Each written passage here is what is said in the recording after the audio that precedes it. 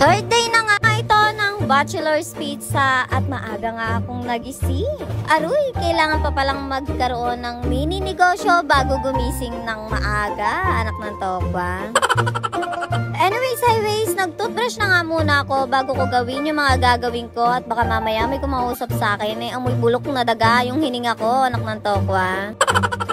Kaya naman minadali ko na nga mag-toothbrush at maghilamos dahil magbubukas na nga kami ni Ate G ng tindahan. Pero bago nga magbukas si Ate G ng kanyang tindahan, nagluto na nga muna ako ng cheese para mamaya pagkabukas nakaprepare na lahat. Anyways, yung cheese nga po na inilalagay namin sa ibabaw ng pizza, iniluluto nga po namin yon araw-araw para hindi nga po siya napapanis.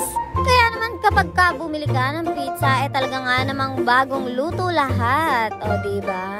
After nga ng ilang minuto, naluto na nga yung cheese at saka ko nga isinalin na nga ito agad sa lalagyan. Pagkapuno nga ng isang lalagyan, kumuha pa nga ako ng isa pang lalagyan pero hindi ko na nga naipakita at hindi ko nga na-i-video. After ko nga i-prepare lahat ng mga dapat i-prepare, inaya ko na nga si Ate Girlie na magbukas nga ng kanyang tindahan. Pagkabukas nga namin ng tindahan niya, tinulungan naman niya ako na ilabas yung aking cute na cart. O, diba? Gusto ko nga lang i-share sa inyo na sobrang blessed ko nga sa lahat ng mga pinsang ko dahil 100,000% ang suporta nilang ibinibigay sa akin.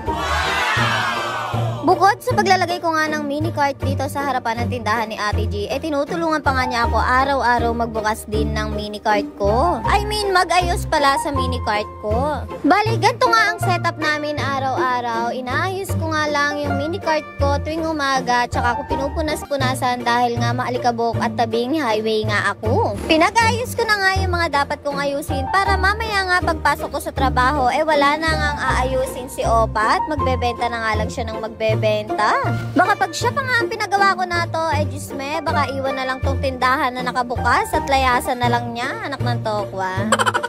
Very fast forward nga po tayo habang sinusundo nga po ako ni Opat, biglang may bumili nga daw kaya naman napilitan sila Ate Girlie na bentahan ito. O, saan kayo makakakita ng pinsan na hindi na nagpapaupa ng pwesto, nagbabantay pa ng libre? Kaya naman pagkadating ko, pinamerienda ko nga sila ng favorite naming kape at tinandeman ko nga ito ng oishing maanghang at saka tempura with sukang maanghang din. O, basa saan ka ba naman sa mga tiyan namin? Nakita nyo naman, kape at suka yan. Wala ngang bawal-bawal na pagkain sa amin, anak ng tokwa.